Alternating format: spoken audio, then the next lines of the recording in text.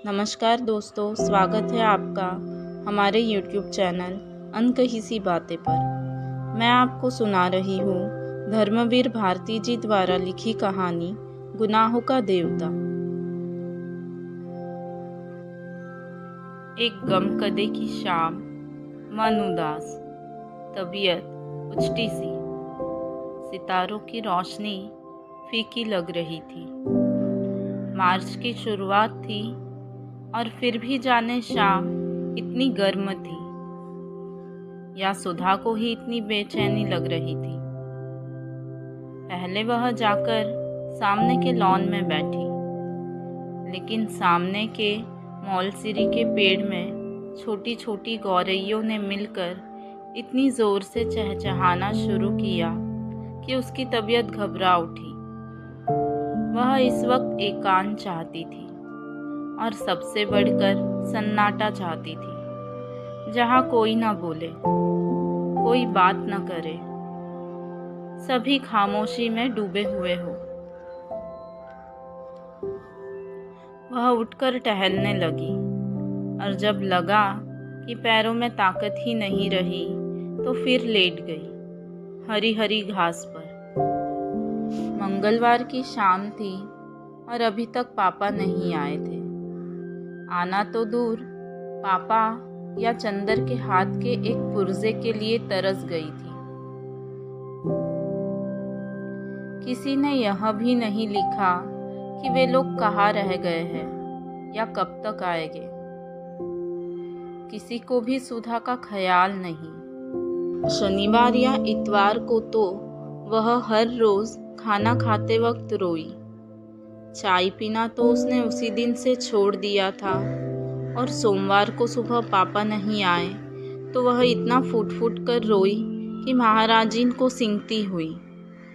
रोटी छोड़कर चूल्हे की आंच निकालकर सुधा को समझाने आना पड़ा और सुधा की रुलाई देखकर तो महाराजिन के हाथ पांव ढीले हो गए थे। उसकी सारी डांट हवा हो गई थी और वह सुधा का मुंह ही मुंह देखती थी।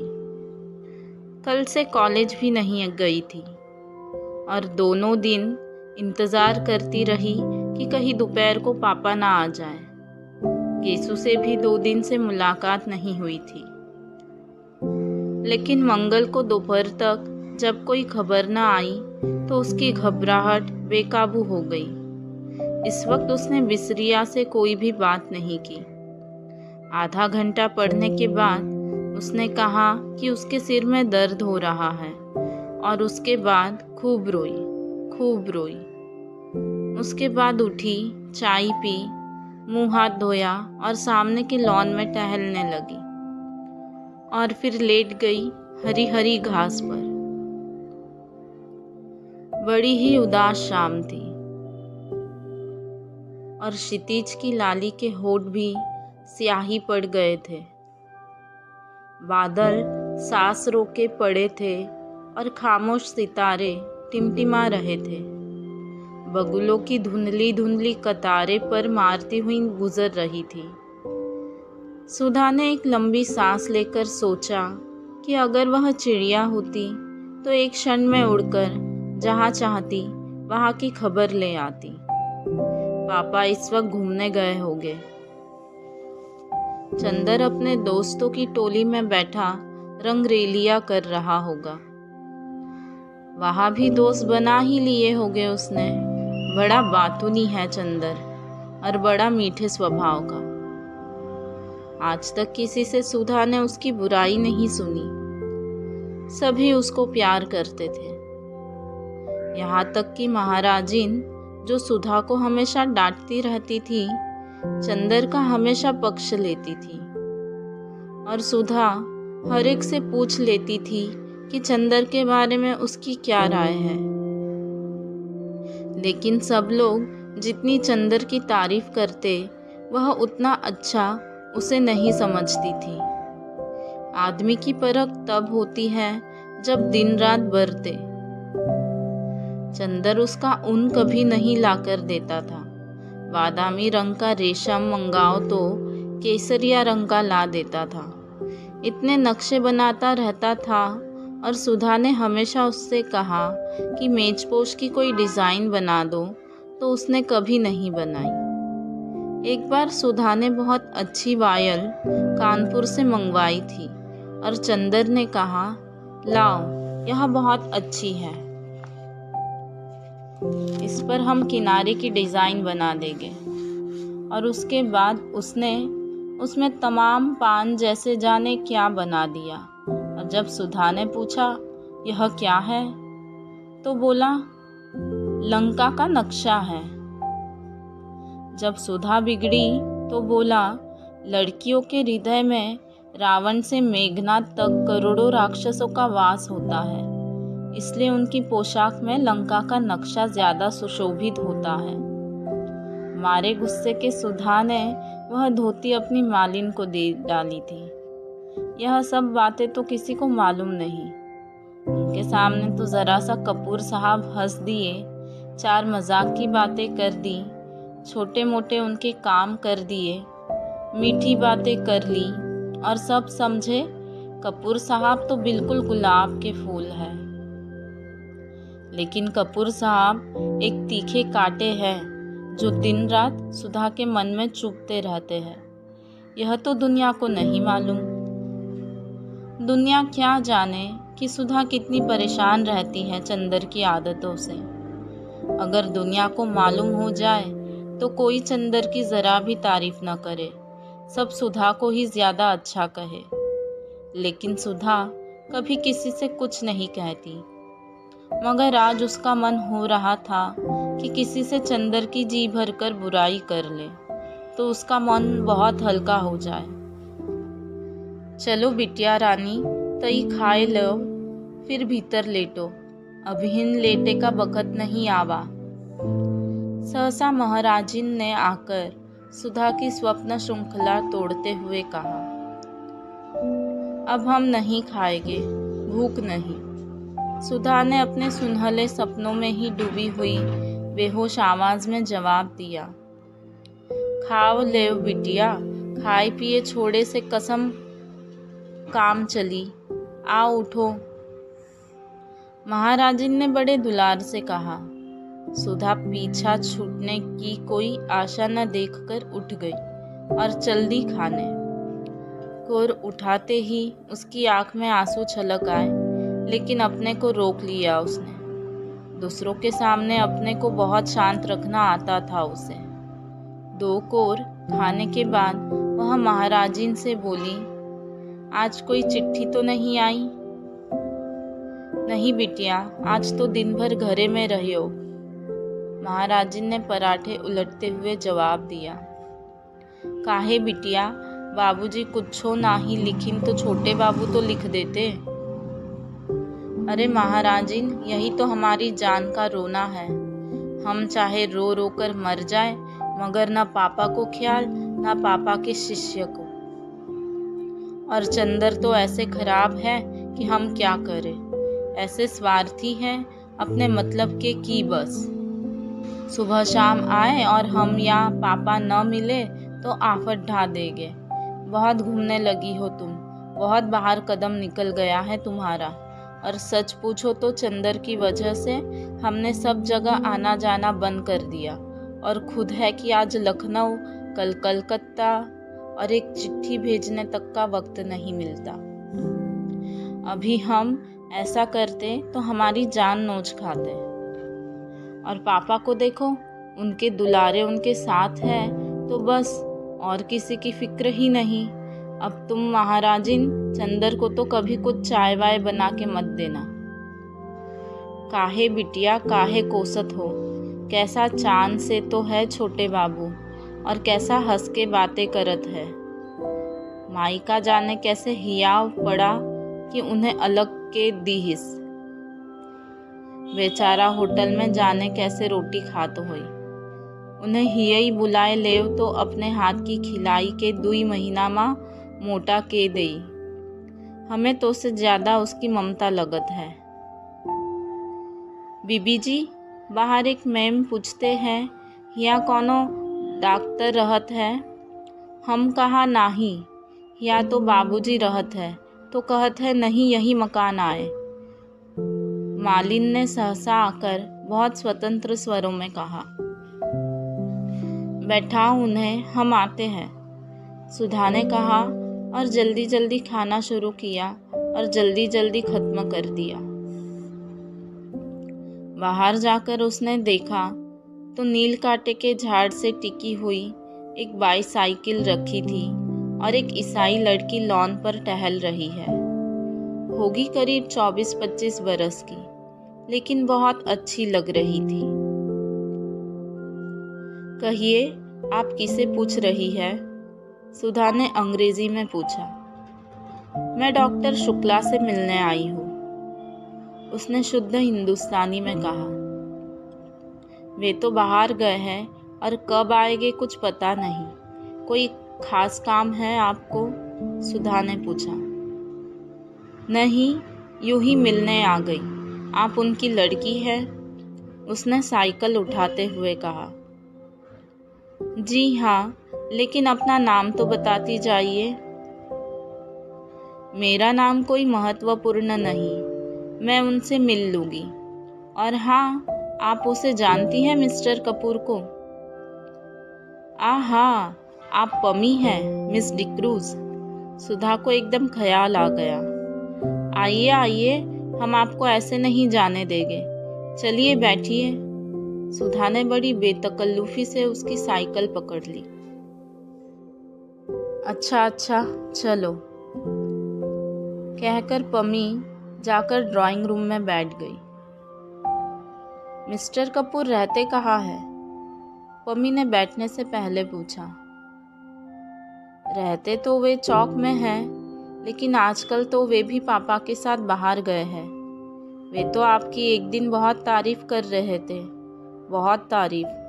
इतनी तारीफ किसी लड़की की करते तो हमने सुना नहीं। सचमुच? पम्मी का चेहरा लाल हो गया। वह बहुत अच्छे हैं, बहुत अच्छे हैं। थोड़ी देर पम्मी चुप रही, फिर बोली। क्या बताया था उन्होंने हमारे बारे में?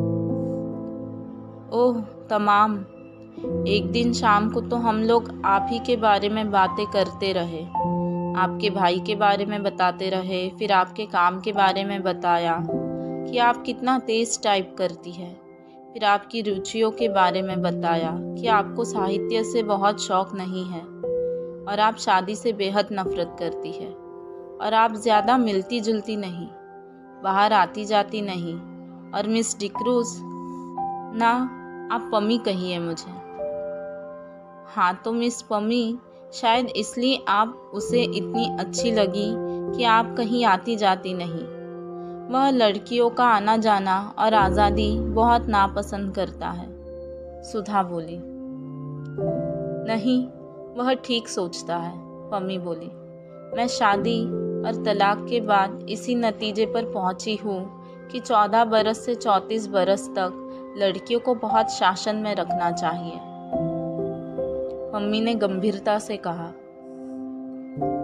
एक ईसाई मैम के मुंह से यह बात सुनकर सुधा दंग रह गई। क्यों? उसने पूछा। इसलिए कि इस उम्र में लड़कियां बहुत नादान होती है और जो कोई भी 4 मीठी बातें करता है तो लड़कियां समझती है कि इससे ज़्यादा प्यार उन्हें कोई नहीं करता।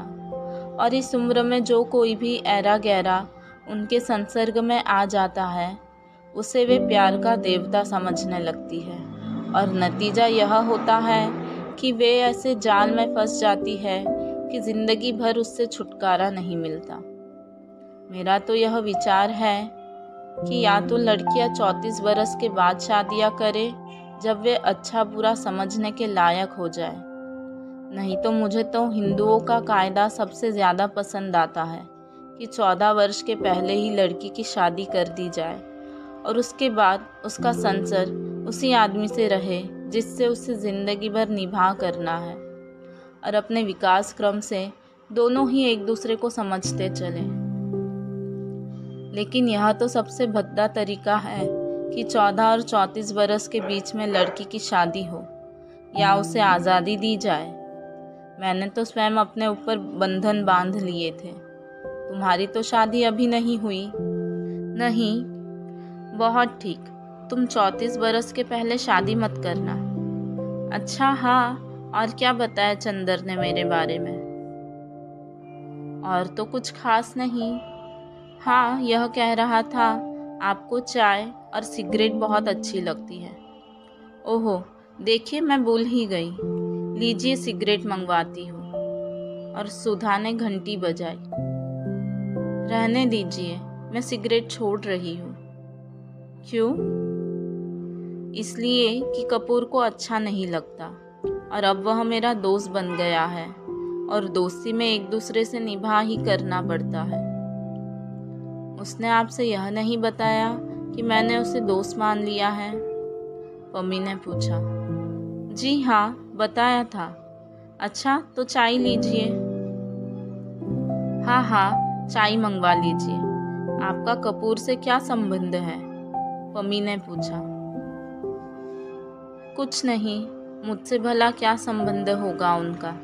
जब देखिए तब बिगड़ते रहते हैं मुझ पर, और बाहर गए हैं और आज तक कोई खत नहीं भेजा। ये कहीं संबंध है?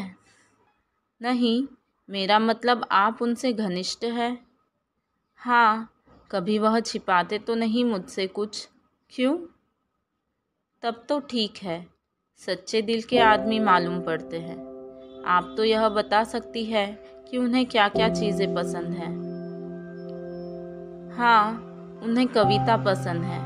बस कविता के बारे में बात न कीजिए, कविता सुना दीजिए उन्हें, या कविता की किताब दे दीजिए उन्हें।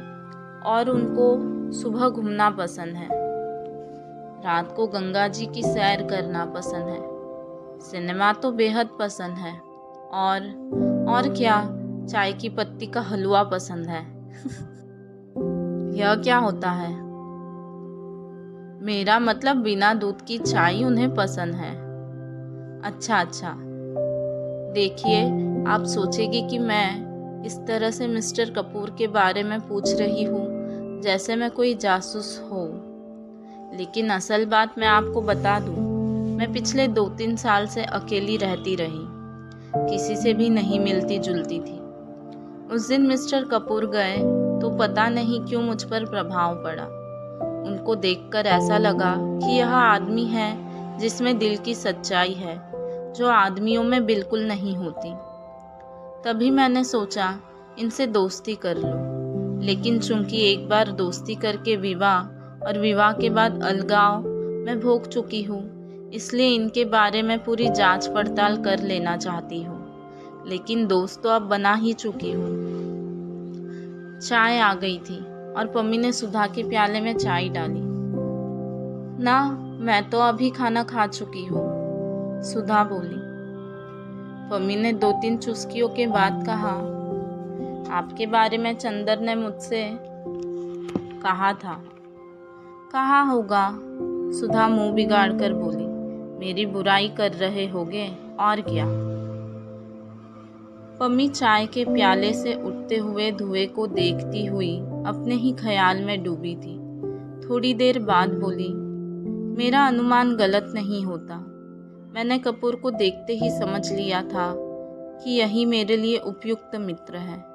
मैंने कविता पढ़नी बहुत दिनों से छोड़ दी, लेकिन किसी कवियत्री ने, शायद मिसेस ब्राउनिंग ने कहीं लिखा था कि वह मेरी जिंदगी में रोशनी बनकर आया। उसे देखते ही मैं समझ गई कि यह वह आदमी है जिसके हाथ में मेरे दिल के सभी राज सुरक्षित रहेंगे।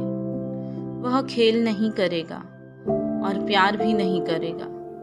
जिंदगी में आकर भी जिंदगी से दूर, और सपनों में बनकर भी सपनों से अलग।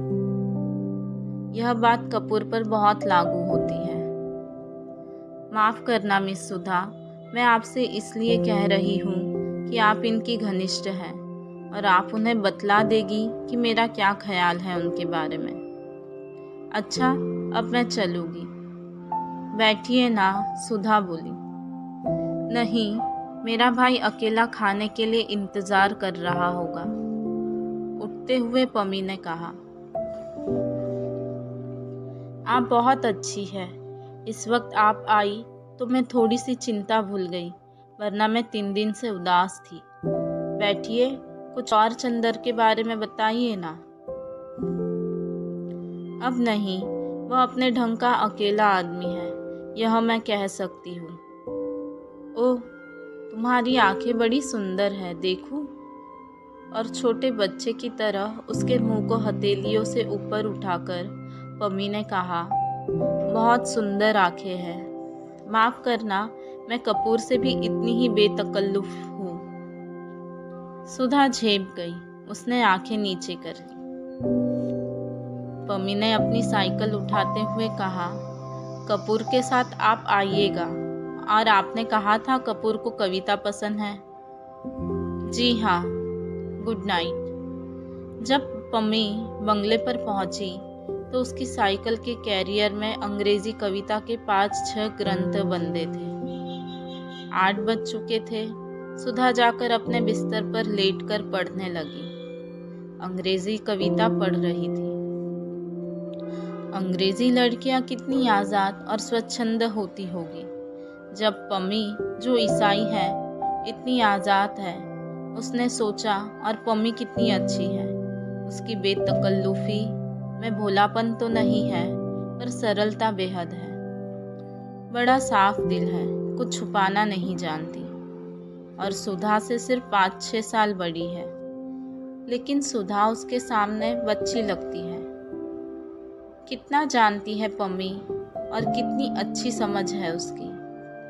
और चंदर की तारीफ करते नहीं थकती। चंदर के लिए उसने सिगरेट छोड़ दी। चंदर उसका दोस्त है, इतनी पढ़ी लिखी लड़की के लिए रोशनी का देवदूत है। सचमुच चंदर पर सुधा को गर्व है, और उसी चंदर से वह लड़ झगड़ लेती है, इतनी मान मनुहार कर लेती है। और चंदर सब बर्दाश्त कर लेता है, वरना चंदर के इतने बड़े बड़े दोस्त हैं और चंदर की इतनी इज्जत है। अगर चंदर चाहे तो सुधा की रत्ती भर परवाह न करे, लेकिन चंदर सुधा की भली बुरी बात बर्दाश्त कर लेता है। और वह कितना परेशान करती रहती है चंदर को। कभी अगर सचमुच चंदर बहुत नाराज हो गया और सचमुच हमेशा के लिए बोलना छोड़ दे, तब क्या होगा? या चंदर यहाँ से कहीं चला जाए, तब क्या होगा? खैर, चंदर जाएगा तो नहीं इलाहाबाद छोड़कर, लेकिन अगर वह खुद कहीं चली गई, तब क्या होगा? वह कहाँ जाएगी? अरे, पापा को मनाना तो बाएं हाथ का खेल है, और ऐसा प्यार वह करेगी नहीं कि शादी करनी पड़े। लेकिन यह सब तो ठीक है, पर चंदर ने चिट्ठी क्यों नहीं भेजी? क्या नाराज होकर गया है? जाते वक्त सुधा ने परेशान तो बहुत किया था। होल डोल की पेटी का बक्सुआ खोल दिया था, और उठाते ही चंदर के हाथ से सब कपड़े बिखर गए। चंदर कुछ बोला नहीं, लेकिन जाते समय उसने सुधा को डांटा भी नहीं, और नहीं यही समझाया कि घर का ख्याल रखना, अकेले घूमना मत, महाराजिन से लड़ना मत, पढ़ती रहना। इससे सुधा समझ तो गई थी कि वह नाराज है, लेकिन कुछ कहा नहीं। लेकिन खत तो भेजना चाहिए था, चाहे गुस्से का ही खत क्यों ना होता। बिना खत के मन उसका कितना घबरा रहा है। और क्या चंदर को मालूम नहीं होगा? यह कैसे हो सकता है? जब इतनी दूर बैठे हुए सुधा को मालूम हो गया कि चंदर नाखुश है, तो क्या चंदर को नहीं मालूम होगा कि सुधा का मन उदास हो गया है? जरूर मालूम होगा। सोचते सोचते जाने कब नींद आ गई, और नींद में उसे पापा या चंदर की चिट्ठी मिली या नहीं, यह तो नहीं मालूम।